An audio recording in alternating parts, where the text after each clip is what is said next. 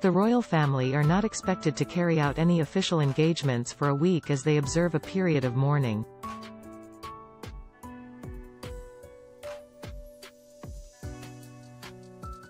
King Charles has reportedly flown to Balmoral in Scotland with Camilla to grieve privately for the first time since the Queen's funeral.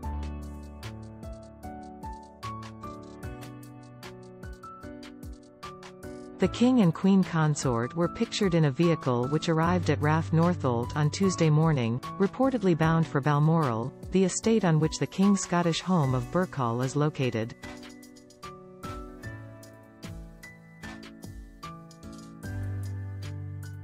The royal family are not expected to carry out any official engagements for a week after Queen Elizabeth was buried in the royal vaults at St. George's Chapel on Monday, as they observe a period of mourning.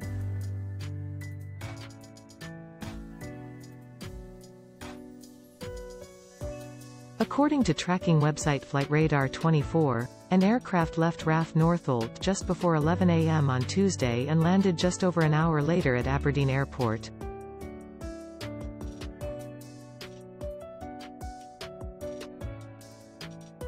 Buckingham Palace has not confirmed that the King has travelled to Scotland. It came as Culture Secretary, Michelle Donnellan, said that most British people would see the cost of the Queen's funeral as money well spent.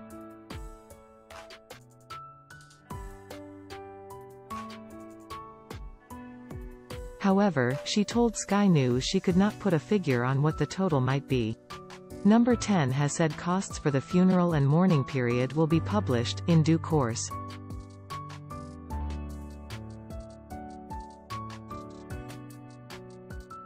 Paying tribute to the volunteers who helped manage and support the proceedings of recent days, including the lying in state, Ms. Donnellan described the queue for Westminster Hall as phenomenal.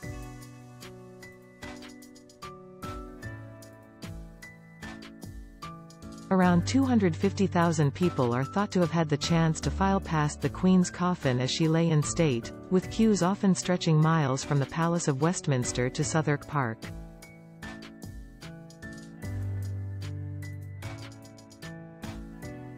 Ms. Donnellan told BBC Breakfast, "There's no dress rehearsal, is there, for this kind of scenario?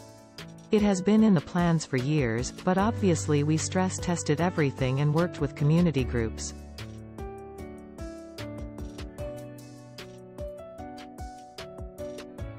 The outpouring of love, respect and affection was a remarkable show of unity across the country, but also a fitting tribute to the life and legacy of the Queen, a Number 10 spokesperson added.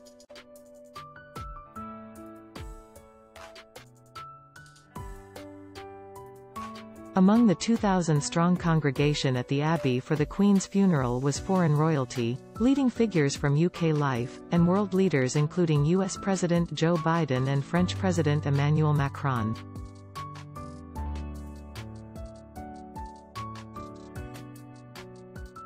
The Queen was finally laid to rest with her husband the Duke of Edinburgh during a private evening burial service in Windsor attended just by close family later Monday.